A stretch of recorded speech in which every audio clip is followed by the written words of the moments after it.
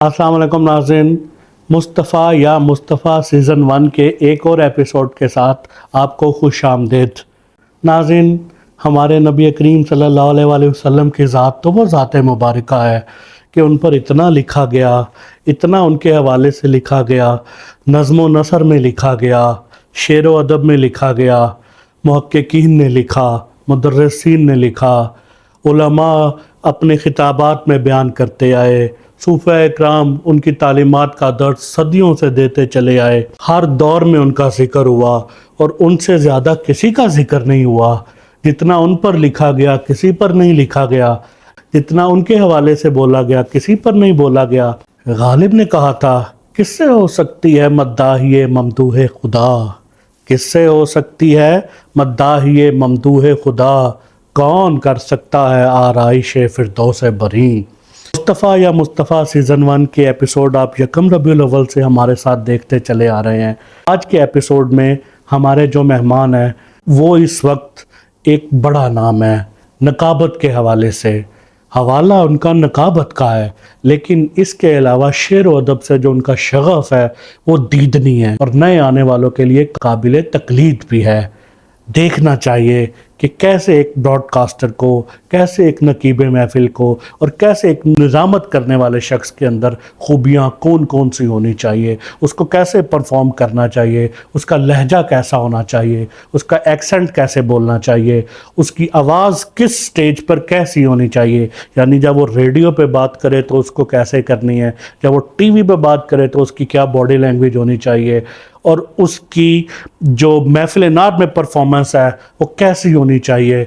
यानी मायार भी कायम रहे, आपकी सामीन भी आपसे इन्वॉल्व हों और कलाम आप ऐसा पेश कर रहे हों कि आपका जो तशख़्ख़ुस है उसमें वो वाज़ेह नज़र आ रहा हो। इस वक्त दौरे मौजूद में बहुत कम लोग ऐसे हैं जिन्होंने बतौर नकीब महफिल अपनी अलग पहचान बनाई और मस्बत पहचान बनाई, और जिस पर बहुत सारे तलबा और तालिबात जो उनके ज़ाती भी हैं और उसके अलावा मुख्तलिफ़ यूनिवर्सिटीज़ में, कॉलेजेस में उनसे सीख रहे हैं।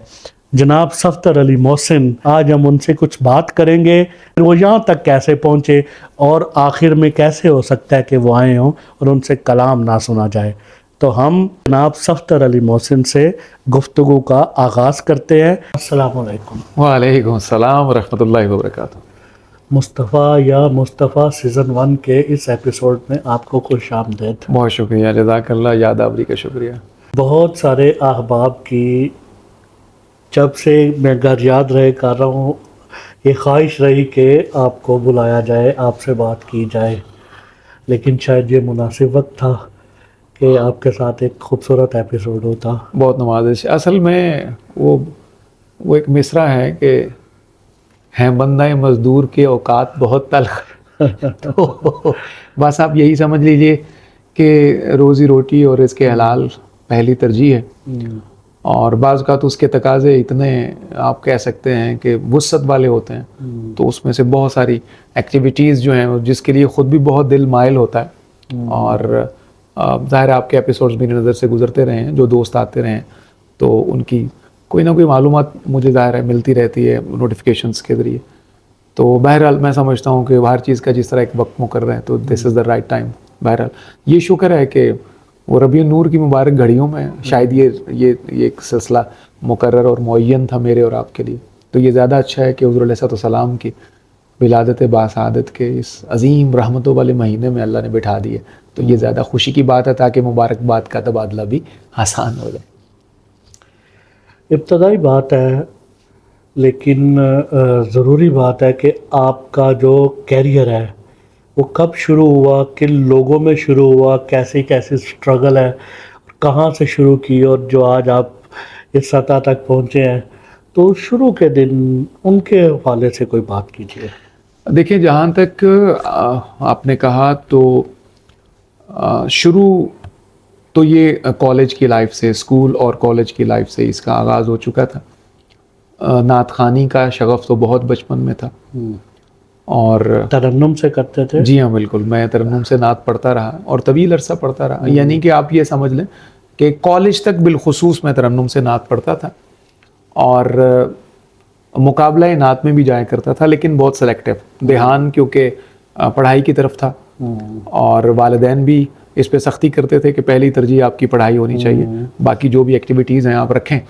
تو خیر نعت کے حوالے سے تو ہمیشہ حوصلہ افزائی کرتے ہیں.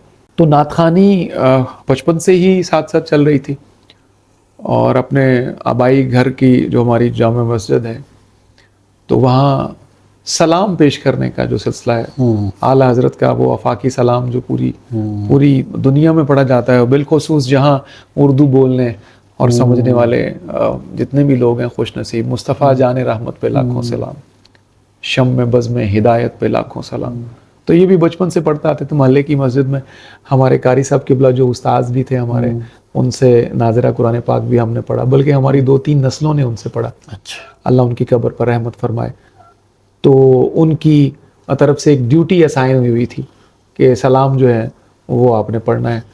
تو ایون جب تک آپ سمجھ لیں کہ زندگی کی مصروفیات بہت زیادہ نہیں ہوئیں, یا آپ سمجھ لیں کہ وہ شادی خانہ آبادی تک والا معاملہ نہیں ہوا, تو یہ سلام والی جو سعادت ہے ریگولر وہ وہاں حاصل ہوتی رہی. اور اس کو میں ہر طریقے سے مینیج کرتا تھا. کوشش ہوتی تھی کہ جمعہ اپنی مسجد میں پڑھا جائے اور پھر ساتھ ہی سلام آقا کریم علیہ السلام کی خدمت میں پیش کیا جائے. تو یہ سلسلہ تو اسکول اور کالج کے زمانے سے جاری تھا.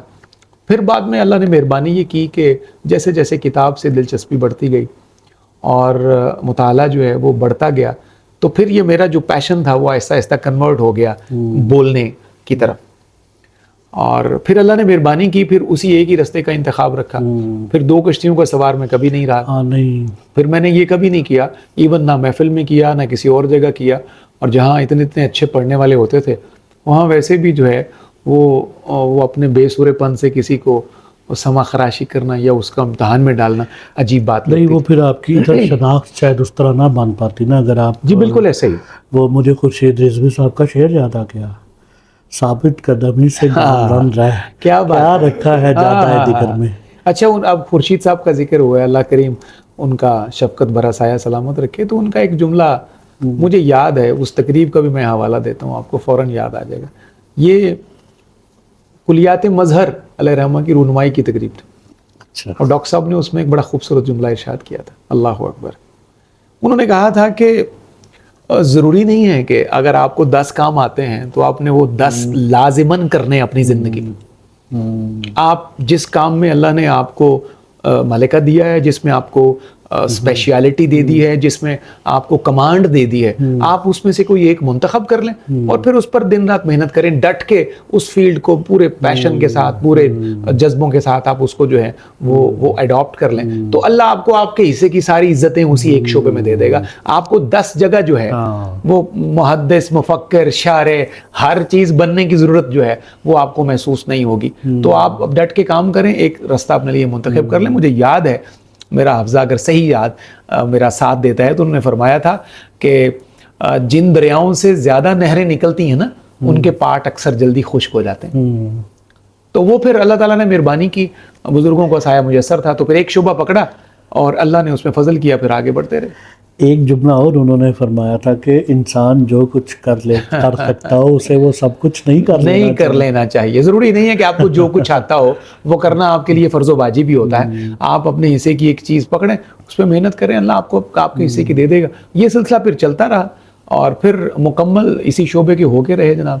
اور جس حد تک ہو سکا محنت کی, اس میں اللہ کا فضل شامل حال رہا. حضور علیہ السلام کی توجہات اس میں شامل حال رہیں, اہل بیت کا وسیلہ بالخصوص شامل حال رہا, اساتذہ کا سایہ میسر رہا, مشائخ کی دعا میسر رہی. تو ان تمام دولتوں نے وہ جو تھا وہ بالکل آپ سمجھ لیں کہ مجھ جیسے حقیر آدمی کو, چھوٹے کو, اور بالکل پسماندہ آدمی کو, اور ہیچ مندان آدمی کو اللہ رب العزت نے اپنے شعبے میں عزت دے دی. تو یہ صرف اس کے فضل اور اس کے حبیب علیہ السلام کی مہربانیوں کا صدقہ ہے. وہ کون سی ایسی محفل, تقریب, لمحہ, کوئی ایسا ماحول کہ جب آپ نے یہ ڈائگنوز کیا خود سے کہ یہ میرا شعبہ ہے اور مجھے اس میں آگے جانا ہے؟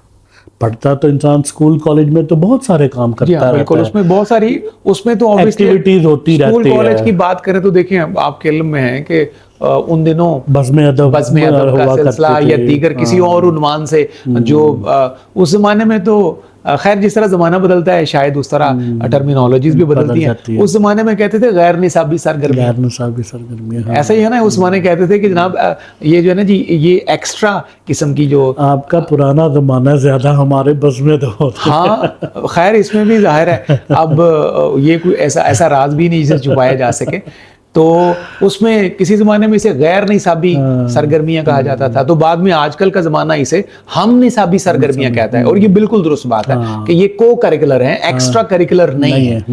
تو اس زمانے میں تو جس طرح کالج یونیورسٹی کے بہت سارے اسٹوڈنٹس ہوتے تھے, آواز اچھی تھی, ترنم اچھا تھا, تو اس میں کسی ٹیچر کا ذوق ہونا تو اس نے کوئی فلمی گانا بھی سن لینا, اچھا معروف غزل کے کسی بول کا ہونا, اور قوالی کے کسی بول کا, کسی ٹیچر کا ذوق ہونا, انہوں نے وہ سن لینا, اور کسی نے منقبت سن لینی. مطلب اس میں سنگنگ بھی as a college student, as a university student وہ بھی ساتھ ساتھ چلتی تھی. اچھی شاعری کا مقابلہ بھی چلتا, بیت بازی کا سلسلہ بھی چلتا. لیکن بہرحال میں یہ سمجھتا ہوں کہ یہ کام تو آپ سمجھ لیں کہ 22-23 سال کی عمر سے میں نے یہ اس شعبے میں باقاعدہ نظامت, نقابت یا کمپیرنگ کہہ لیں یا اسٹیٹ سیکرٹری, جو بھی اس کے درجنوں نام ہوتے ہیں, تو اس سلسلے میں جب میں نے اپنا کام شروع کیا ہے تو اس کو پھر میں نے اپنے اوپر اوڑھا ہے.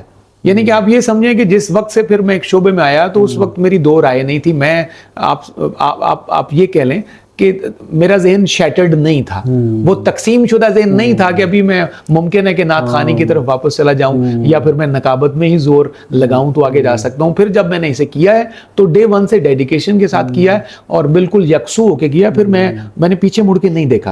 ہر گزرتا دن, ہر گزرتا لمحہ جو ہے وہ میرے لیے خیر کی خبری اللہ کے فضل سے لے کر آیا. اور پھر اس کے بعد آپ جس طرح جو میں آپ کے سوال کا مطلب سمجھاؤں وہ میں اسے اس انداز میں لے لیتا ہوں کہ پھر جب مجھے استاذ گرامی جنت مکانی سید منظر الکونین صاحب کی صحبتیں میسر آئی ہیں تو اس سے آپ سمجھ لیں کہ وہ جو کوئی تشنگی کا ایک باب تھا وہ باب بند ہو گیا. اور اس سے پیچھے جاتا ہوں تو پھر میں مطلب اگر صحیح معنوں میں آپ دیکھیں نا جی, اگر اس کا آپ کنکلوژن مجھ سے پوچھنا چاہیں تو یہ شباب کا دور تھا. شادی سے پہلے ہی میں نے مفکر اسلام, مفسر قرآن, شیخ القرآن والحدیث اور میرے ولی نعمت عالم اسلام کے عظیم اسکالر ہیں, پوری دنیا انہیں جانتی ہے. ان کا تعارف مجھ جیسے شخص کے لیے بھی جو ہے نا وہ یہ ایک تحدیث نعمت ہے, باقی تو وہ تعارف کے محتاج نہیں ہیں. تو حضرت علامہ پیر سید ریاض حسین شاہ صاحب, تو جب سے ان کے قدموں میں بیٹھنا شروع کیا, آپ کو سماعت کرنا شروع کیا, اس کے ساتھ ساتھ پیرلل جو تھا حضور شیخ الاسلام ڈاکٹر محمد طاہر القادری صاحب, آپ کو پتا ہے کہ ان کا بھی ایک جو انداز ہے, ایک کام ہے, ان کا کریڈٹ ہے. اور آج کے عہد حاضر میں بہت بڑے لوگ, تھوڑے سے نہیں, سینکڑوں لوگ جو ہیں وہ ان کو سن کے خطیب بنے ہیں, ان کو سن کے انہوں نے اپنی تقریر کے عنوانات رکھے ہیں. آج وہ جیسے مرضی کہتے رہیں یا جس طرح کا مرضی وہ اپنا لہجہ جو ہے وہ کسی بڑے کے لیے اختیار کر لیں, لیکن وہ اس حقیقت سے انکار نہیں کر سکتے کہ یہ ہمارے دو ایسے بڑے لیونگ لیجنڈز ہیں کہ جن کو سن کر علماء کی, فضلاء کی ایک پوری جماعت اور کھیپ تیار ہوئی ہے. تو اگر اتنے بڑے بڑے لوگ جو ہیں وہ ان آسمان جیسے لوگوں سے کسب فیض کرتے رہے ہیں تو ہم تو بالکل ایک ڈاٹ اور نقطے کے برابر آپ سمجھ لیں ہماری حقیقت تھی. تو مجھے جو براہ راست ایک طرح سے انسپائریشن ملی, برکت ملی, فیض ملے, وہ شاہ صاحب قبلہ کی تقریروں سے بھی ملا اور حضور شیخ الاسلام کی گفتگو سے بھی ملا, یا دیگر اور جو بہت اچھا بولنے والے تھے. ریڈیو پاکستان سے ظاہر ہے ایک وابستگی مجھے بعد میں نصیب بھی ہو گئی, اس زمانے کے بڑے لوگوں سے ملا. پاکستان ٹیلی ویژن کا ایک سلسلہ تھا, جب ان کو دیکھتے تھے وہاں بہت اچھے بولنے تھے. تو پھر بولنے والا شعبہ ہی بالآخر جو تھا وہ میرا حتمی شعبہ بن گیا, اور پھر اسی میں ہی میں الحمدللہ اپنی ساری محنت کرتا رہا. آپ کی زندگی کے بہت سارے سال, یعنی میں نے بھی جب ہم لاہور منتقل ہوئے تو بہت جلد ہماری ملاقات ہو گئی تھی. درست, میرے خیال میں 20 برس تو گزر گئے ہماری ملاقات کو. ایگریڈ. تو میں نے آپ کو اس دوران بھی بہت سارا سفر طے کرتے دیکھا ہے ان سالوں میں, اور وہ محنت اور وہ مشقت کا, اور وہ بہت ساری ایسی چیزیں ہیں جو میرے اپنے سامنے بھی آئی ہیں. خاص طور پہ کتاب سے شغف, جو اس روایت اس پچھلے عرصے میں دم توڑ رہی تھی. جب یہ موبائل آ گیا, درست. گوگل آیا, یوٹیوب آئی, تو بہت سارے لوگوں کا کتاب سے تعلق جن کا تھا ان کا بھی کم ہو کمزور پڑ گیا, گیا. کم ہو گیا. آپ کا مضبوط ہوا. اس دوران بھی آپ نے کتاب سے تعلق ختم نہیں کیا, یہ ایک بڑی بات تھی. اس کا شوق کتاب سے تعلق, چونکہ کوئی آپ کا موبائل آپ کی کتاب کی جگہ نہیں لے سکتا. جو لوگ اس بات کو سمجھتے ہیں وہ اس میں کوئی دوسری رائے نہیں ہے, یہ ایک بالکل مطلب اس میں کوئی ڈیبیٹ ہے ہی نہیں ہے. تو آپ نے کتاب سے تعلق رکھا. ایک آپ کا جو میں نے خوبی دیکھی کہ آپ مختلف شعراء سے رابطے میں رہتے ہیں, ہمیشہ ان سے اچھا شعر لینے کے لیے کوشش کرتے رہتے ہیں اور آپ کو ملتا رہتا ہے. اسے آپ ٹریڈ سیکرٹ کہہ لیں. مجھ سے میرے کئی دوست پوچھتے ہیں, مہربان پوچھتے ہیں, میرے شعبے کے لوگ بھی پوچھتے ہیں, جن سے تھوڑی بے تکلفی اور وہ پیشہ ورانہ رقابت نہیں محسوس کرتے. تو کچھ لوگ یار دوست پوچھتے بھی ہیں, تو میں انہیں بتاتا ہوں کہ آپ کا اچھا تعلق آپ کے لیے بڑا بینیفیشل ہوتا ہے. اچھے انسانوں سے تعلق جو ہے, مختلف شعبوں کے جتنے بھی کمپیٹیٹو لوگ ہوں گے, کمپیٹنٹ لوگ ہوں گے, ان کا تعلق آپ کو فائدہ دیتا ہے. میرے رابطے میں ایک وقت میں ارسلان صاحب مطلب سینکڑوں لکھنے والے ہوتے ہیں ایک ہی وقت میں. اس میں نعت لکھنے والے بھی ہیں, اس میں منقبت لکھنے والے ہیں, حمد لکھنے والے ہیں, غزل لکھنے والے ہیں, دیگر اصناف میں بڑے بڑے نامی گرامی لوگ بھی ہیں, اور جو نوجوان ٹیلنٹ ہوتا ہے جو بہت اچھا شعر کہتے ہیں لیکن ابھی ہوتے گمنام ہیں, ان کا نام اللہ نے نہیں ابھی مطلب ان کا کینوس بڑا نہیں ہوتا لیکن شعر بہت اچھا کہتے ہیں. آپ نام کو نہیں دیکھتے, آپ کام کو. میں نے جی ہمیشہ یہ کوشش کی ہے, آج کے دن تک یہ بھی اللہ تعالیٰ کے فضل سے ممکن ہوا ہے کہ دیکھیں ہمارے جو مشاہیر ہیں, بزرگ ہیں, بڑے ہیں, اسلاف ہیں, ان ساری اصناف کا جن کے میں نے ذکر کیا, ان پہ بہت بے تحاشا کام ہوا ہے. اور ہو جائے تو ظاہر ہے اس میں بھی کوئی برائی تو نہیں ہے, کوئی بات بھی نہیں ہے. لیکن میں ذاتی طور پہ سمجھتا ہوں کہ جن لوگوں پہ کام ہوا ہے ان کے کام کی طرف توجہ دینے کی ضرورت ہے. مطلب ایک حسن اتفاق سے ایک نام ہم نے پہلے ذکر کیا, حسان العصر حافظ محمد مظہر الدین مظہر رحمۃ اللہ علیہ. تو آپ دیکھیں کہ بہت کم لوگ کام ہوا ہے, اس پہ کام بھی کم ہوا, اور بہت کم لوگ حافظ مظہر رحمۃ اللہ علیہ کے اس میں گرامی اور ان کے کام اور ان کے وقی کام اور کام کی وسعت اور ورسٹیلٹی جو ہے اس سے متعارف ہی نہیں تھے. بلکہ مجھے خود یاد ہے, وہ مجھے حوالہ یاد آ گیا اس خط کا جو خود حافظ مظہر رحمۃ اللہ علیہ نے جناب منظر الکونین صاحب کو لکھا. اس میں انہوں نے ان کا شکریہ ادا کیا کہ مجھے تو جانتا کوئی نہیں تھا کونین صاحب, آپ نے مجھے راولپنڈی کی گلیوں سے نکالا اور پوری دنیا میں آپ نے معروف کر دیا.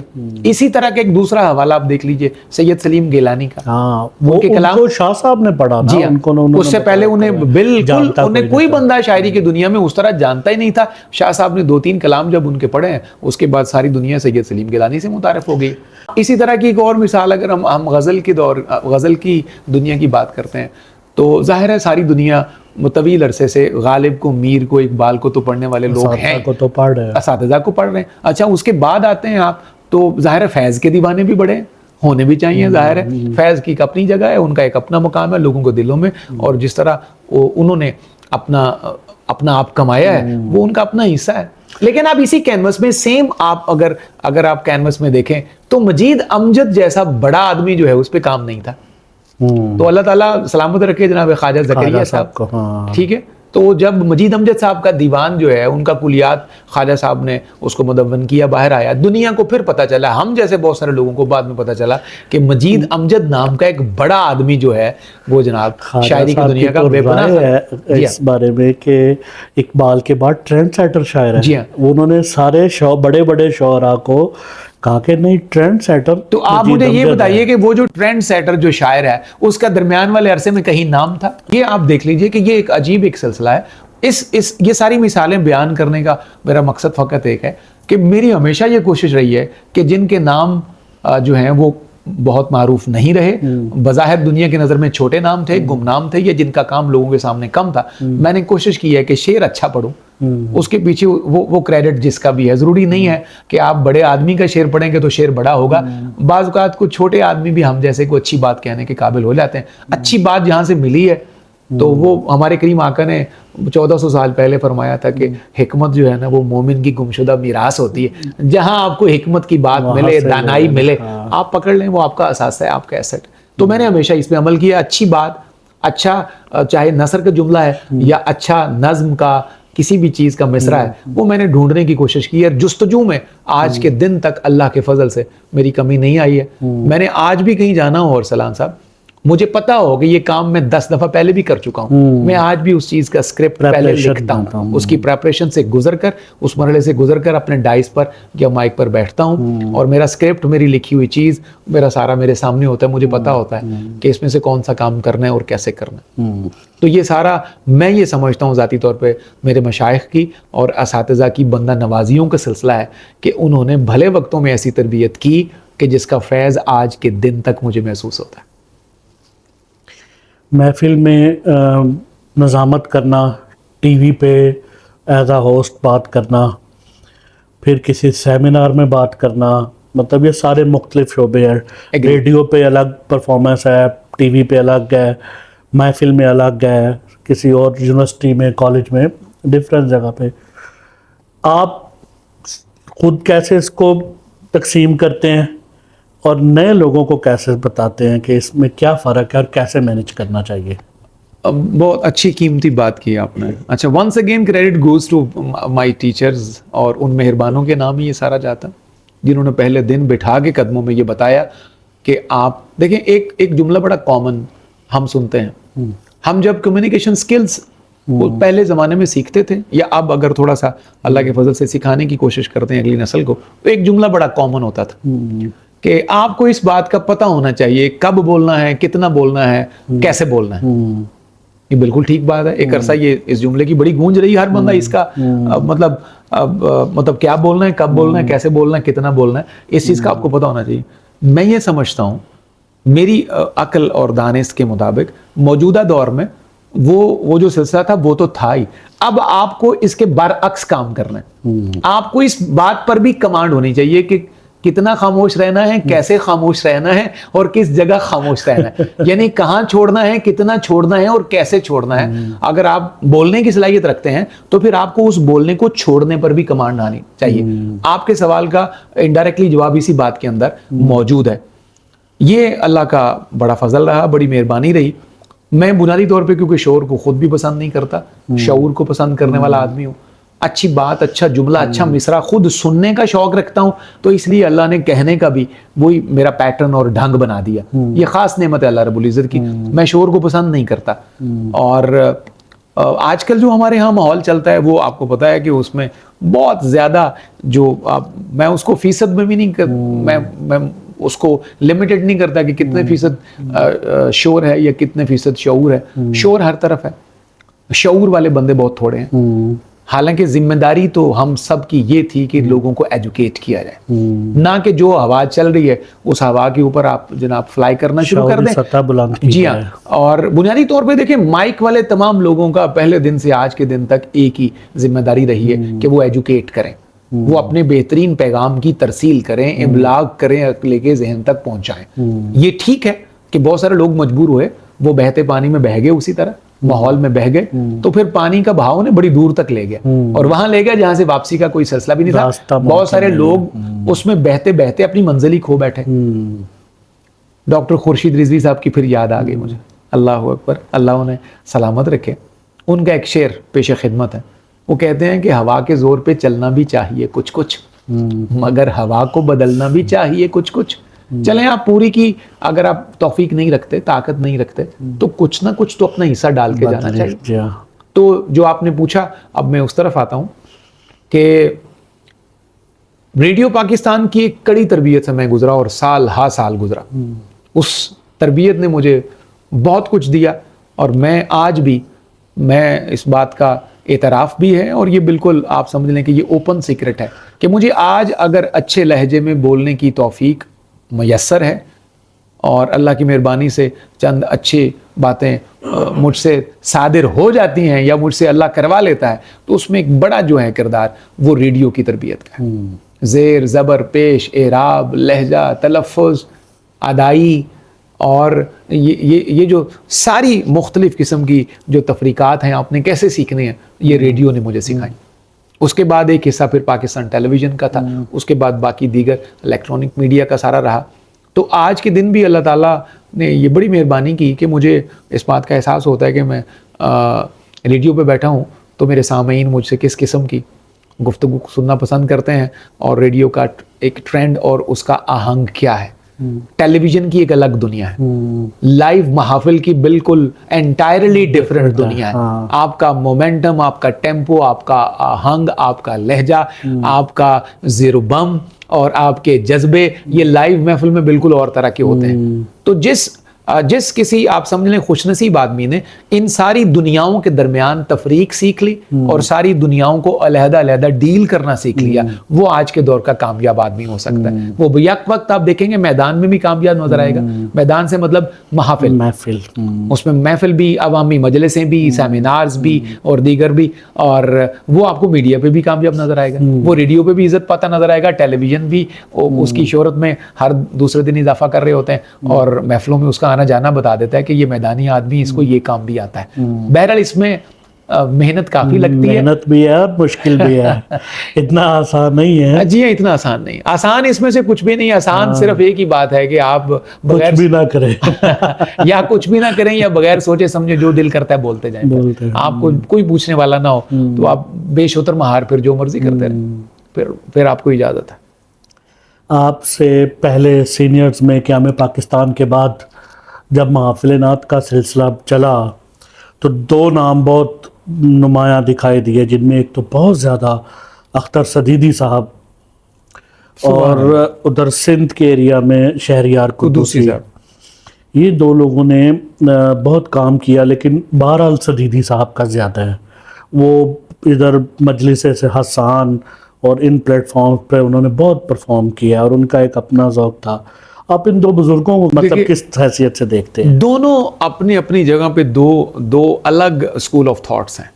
مطلب دونوں اپنی اپنی جگہ پہ ادارے میں انہیں سمجھتا ہوں. اور آج کے دور کا ہر اہم آدمی جو اس شعبے سے منسلک ہے, وہ براہ راست یا بالواسطہ, یعنی ڈائریکٹ اور انڈائریکٹ, مطلب ان کے فیض کو لیے بغیر اس رستے سے گزر نہیں سکتا.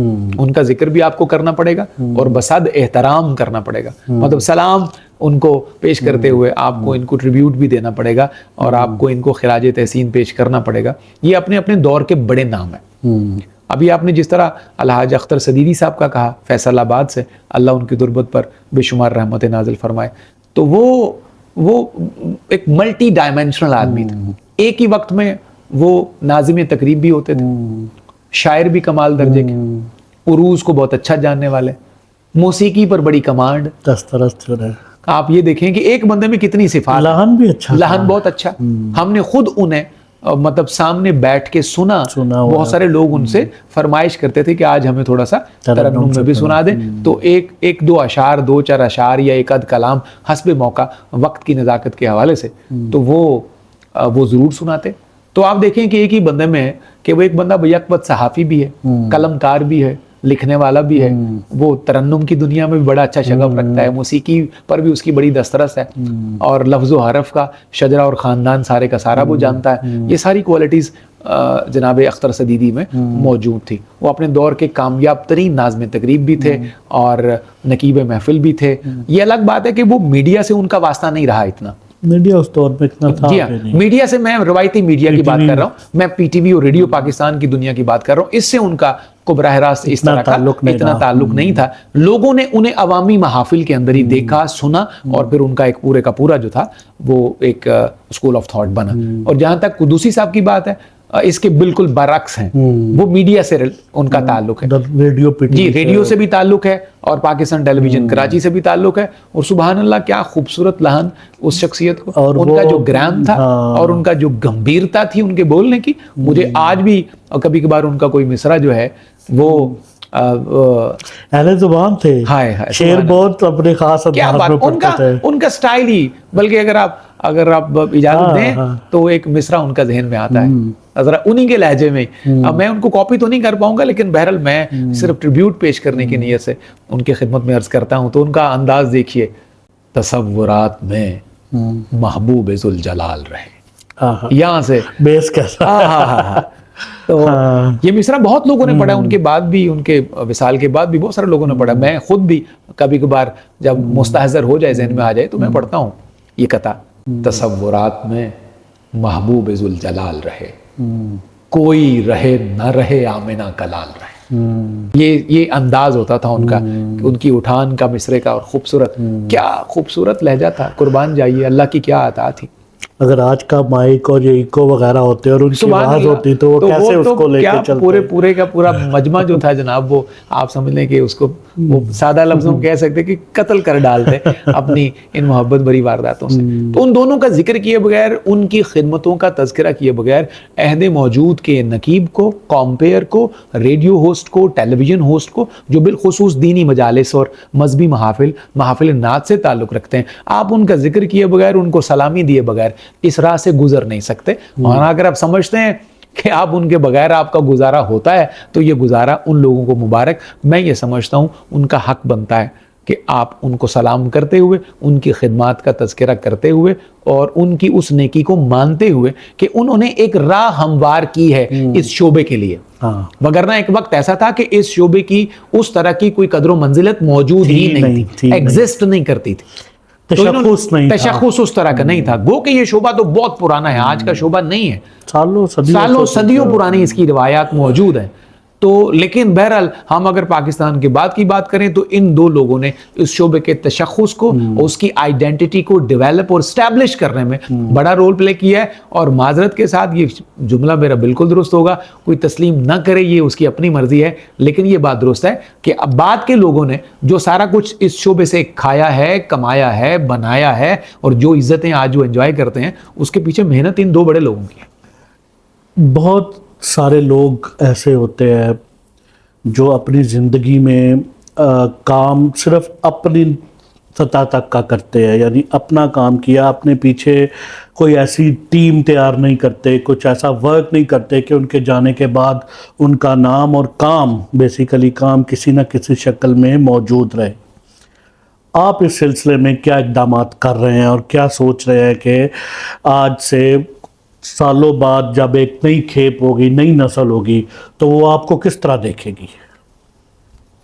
میں سمجھتا ہوں کہ اس کام کی بنیاد بھی ہمارے بڑے ڈال کے گئے تھے. تو ہم تو بنیادی طور پر انہوں نے جو کمایا ہے نا جی، ہم تو اس کمائی کے کچھ مطلب ریزہ خار ہیں، خوش چین ہیں. آپ ہمارے استاد گرامی سید منظور الکونین شاہ صاحب کو دیکھیں. آج پوری دنیا کونین صاحب کا اسکول آف تھاٹ پڑھتی ہے، شوق سے پڑھے، مجبوری سے پڑھے، یہ ایک الگ بات ہے. ان کے بغیر گزارا نہیں ہے آپ کا، ان کے بغیر گزارا نہیں ہے. اعظم صاحب اس سے پہلے دیکھ لیجئے، ایک پورے دبستان ہے یہ، اور جتنی ورسٹیلٹی، جتنا تنوع حضرت منظور الکونین کے ہاں ہیں، وہ عہد موجود میں کسی بندے کے پاس نہیں تھا. آپ پوری ایک ٹیم دے کے گئے. آپ دیکھیں کہ ان کے بعد ان کے کیسے جانشین جو ہیں وہ پورے پاکستان میں اپنی حصے کے کام کر رہے ہیں. آج جو ہے وہ جگہ جگہ منظور الکونین کی خوشبو محسوس ہوتی ہے، چاہے ان کے بیٹوں کی صورت میں ہو، چاہے ان کے تلامذہ کی صورت میں ہو، یا آگے دیگر لوگوں کی صورت میں. جہاں جہاں حضرت کونین علیہ الرحمہ نے محنت کی ہے، ان کے ثمرات آپ دیکھ سکتے ہیں. اسی طرح آپ باقی لوگوں کے حوالے سے بھی کہہ سکتے ہیں. تو یہ کام تو ہمیں اپنے استاد گرامی کے قدموں سے خود ملا کہ خود جو ہے وہ ساری عمر کام بھی کرنا ہے، لیکن اپنے جانشین بھی پیدا کرنے ہیں، اور اپنا کام دوسروں کے سینوں تک منتقل کر کے جانا ہے. یہ سارا کچھ قبر میں لے جانے والا نہیں ہوتا. تو اللہ کا احسان ہے، اس کے فضل کا ہی بار بار ذکر ہے، وہ سارا کام ہی اس کے فضل کا ہے. کہ یہ سلسلہ تو پہلے بھی تھا، لیکن بہت خاموشی سے تھا، اور بہت آپ سمجھ لیں کہ چھوٹے لیول پر تھا. پیمانہ اس کا جو تھا، اس کا سپیکٹرم جو تھا وہ بہت زیادہ براڈ نہیں تھا.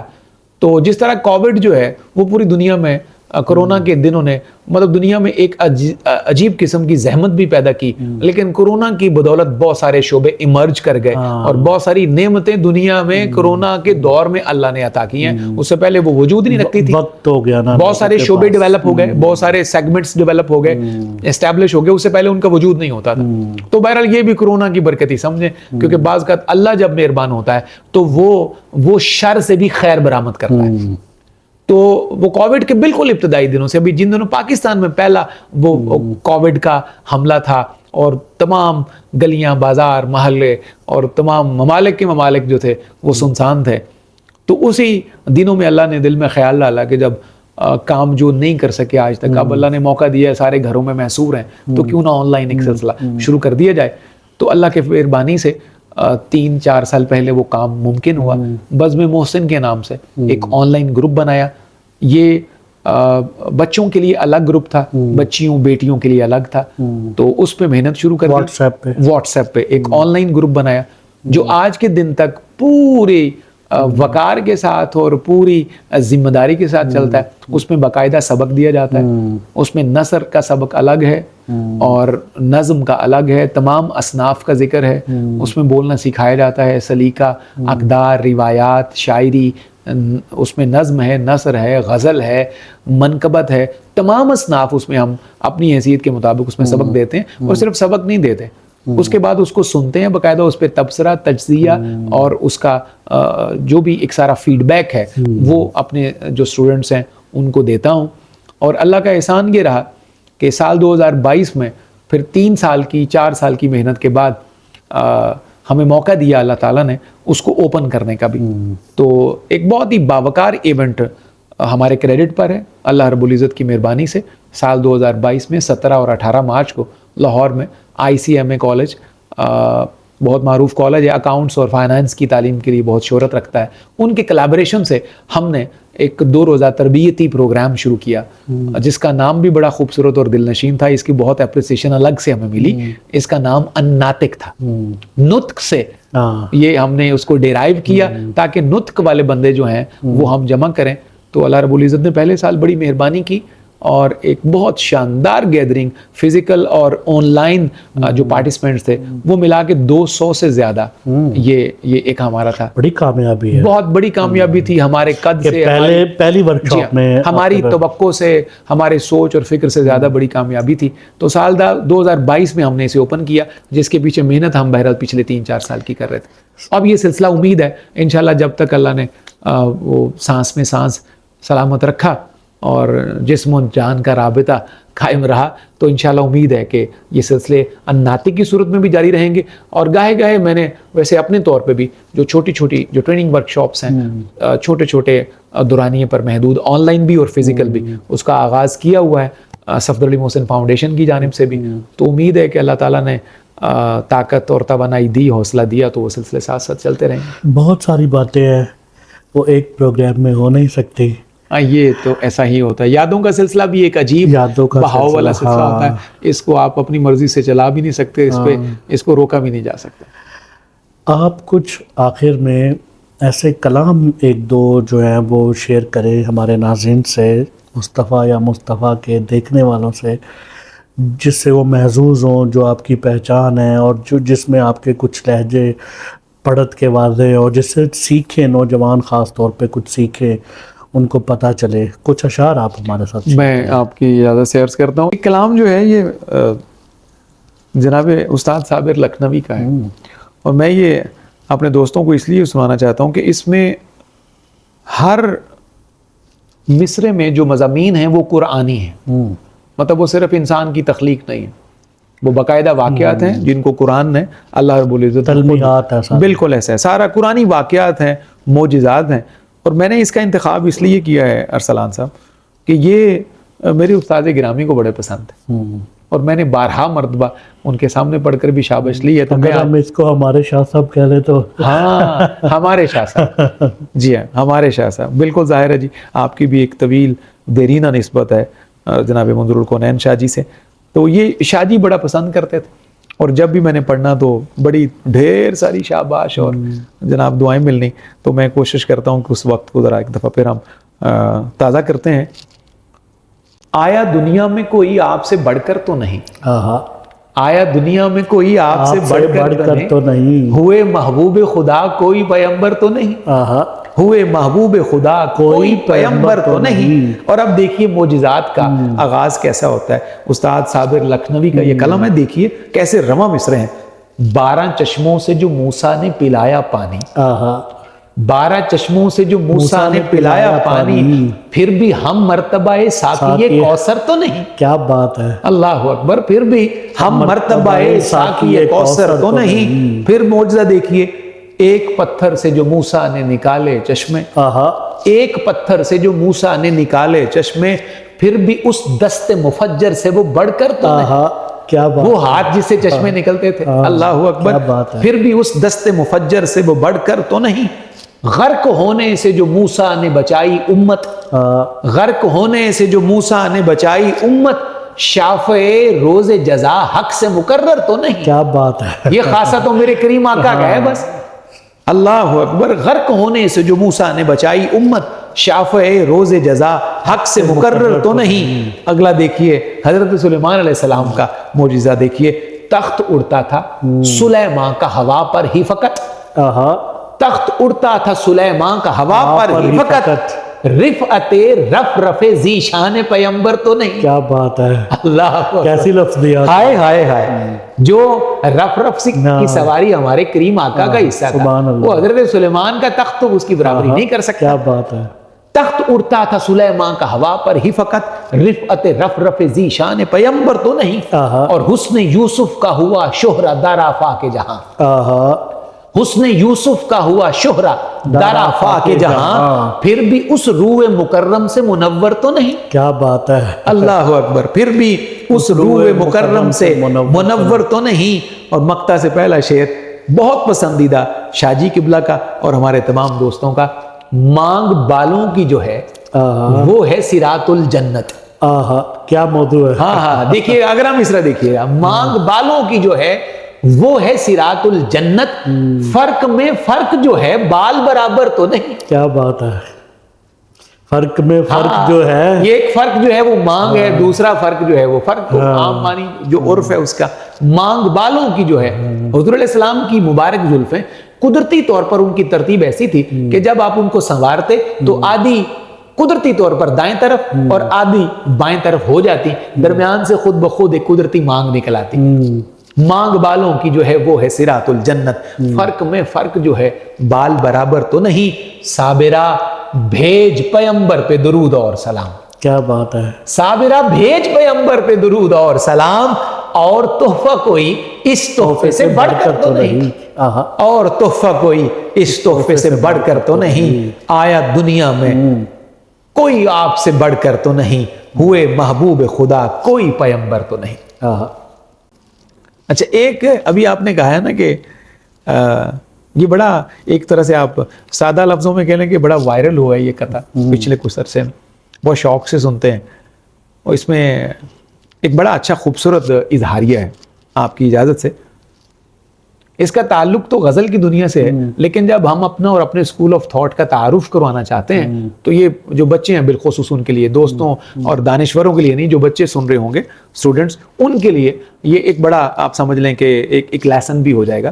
بھٹکے ہوئے لوگوں کے لیے شمع ہدایت، آہا بھٹکے ہوئے لوگوں کے لیے شمع ہدایت، گیتی پہ ستاروں کی طرح بکھرے ہوئے لوگ، آہا بھٹکے ہوئے لوگوں کے لیے شمع کیا ہدایت، بات ہے، گیتی پہ ستاروں کی طرح بکھرے ہوئے لوگ، اس واسطے بھی ہم سے حسد کرتی ہے دنیا، اس واسطے بھی ہم سے حسد کرتی ہے دنیا، ہم بگڑے ہوئے دور کے ہیں سدھرے ہوئے لوگ۔ کیا بات ہے، آپ کی پڑھت شاعرانہ ہے، آپ کی پڑھت سے ایسا بھی لگتا ہے کہ کوئی شاعر پڑھ رہا ہے۔ اللہ اکبر، دو پیغام بس میں اب دوں گا، جی، اور یہ پیغام ہی ہے ربیع الاول کی۔ ایک پیغام بڑا شاندار ہے، میں چاہتا ہوں کہ یہ پیغام ضرور آپ کے پروگرام کے توسط سے پہنچے، اور یہ ہمارے تمام دوستوں کے لیے بالخصوص، اس میں میں بھی آپ بھی سارے شامل ہیں، اور سب کو اپنے اوپر یہ اپلائی کرتے ہوئے، اور یہ لہجہ میرا ہے لیکن جو کلمات خیر ہیں وہ صادق جمیل صاحب کے ہیں، کیونکہ یہ بہت کم ہوتا ہے، ہمارے بہت سارے دوست جس کا کلام پڑھتے ہیں اس کو زیادہ نام نہیں بتاتے، تو کریڈٹ جس کا اس کو دینا چاہیے۔ کیسے آئے گی وہ رنگینی ہماری نعت میں، کیسے آئے گی وہ رنگینی ہماری نعت میں، جس طرح ہے رنگ بھرتی ذات باری نعت میں، کیا بات، جس طرح ہے رنگ بھرتی ذات باری نعت میں، اور رکھو سامنے یہ ذمہ داری نعت میں، اور رکھو سامنے یہ ذمہ داری نعت میں، پیش کرنی ہے تمہیں سیرت نگاری نعت میں، پیش کرنی ہے تمہیں سیرت نگاری نعت میں۔ اچھا، یہ اگر بہرحال کچھ دوست اعتراض نہ سمجھے تو بات تو سچ ہے، مگر بات ہے رسوائی کی۔ بہرحال یہ ضرور ہے، بڑا قیمتی بات ہے، یہ ہنر بھی ہم نے دیکھا کاروباری نعت میں یہ ہنر بھی ہم نے دیکھا، کاروباری نعت میں نعت کا مصرع نہیں ہوتا ہے، ساری نعت میں، ہاں نعت کا مصرع نہیں ہوتا ہے ساری نعت میں. اور اس کے بعد آخری شعر، ابن عبد المطلب سے لمحہ موجود تک، حضرت سرکار ابو طالب کی بات ہے، کیونکہ پہلا دیوان تو انہی کا ہی ہے، انہی کا لکھا لامیہ قصیدہ. اور ارسلان صاحب لفظ مصطفیٰ نعت میں سب سے پہلے جناب ابو طالب نے استعمال کیا. آپ ان سے نعت خوانی کا شعبہ، نعت گوئی کا شعبہ چھین نہیں سکتے، باقی جو چاہے دل کرے چھین لیجئے، وہ آپ کا اپنا مزاج ہے، لیکن نعت گوئی، حضور علیہ السلام کی مدح توصیف کا چیپٹر اس زمانے میں سب سے بڑا کینوس جو ہے وہ حضرت ابو طالب کا ہے. اس سے کوئی بندہ انکار نہیں کر سکتا، چاہے جس طرح کی مرضی اینک لگا کے تبصرہ کر لے. ابن عبد المطلب سے لمحہ موجود تک سب نے کی ہے اپنی اپنی حصے داری نعت میں. کیا سب نے کی ہے اپنی حصے داری نعت میں. مکتا ہے نعت گوئی سید اصناف ہے صادق جمیل، نعت گوئی سید اصناف ہے صادق جمیل، کیجئے محتاط ہو کے حرف کاری نعت، حرف کاری نعت میں کیجئے محتاط ہو کے حرف کاری نعت میں. اور آپ کے پروگرام کا شکریہ ادا کرتے ہوئے، یاد آوری کا شکریہ ادا کرتے ہوئے، میں یہی کہوں گا کہ دیر آید درست آید والی بات ہے. پیغام ہمارا تو محبت ہے، تو میں چاہتا ہوں کہ جاتے جاتے یہ 4 مصرے بھی جناب واجد امیر کے میں پیش کرتا جاؤں کہ وہ جو برباد مکانوں کے مکین ہوتے تھے، وہ جو برباد مکانوں کے مکین ہوتے تھے، یہ جو اونچی سی عمارت ہے یہی ہوتے تھے. کیا بات ہے. وہ جو برباد مکانوں کے مکین ہوتے تھے، یہ جو اونچی سی عمارت ہے یہی ہوتے تھے.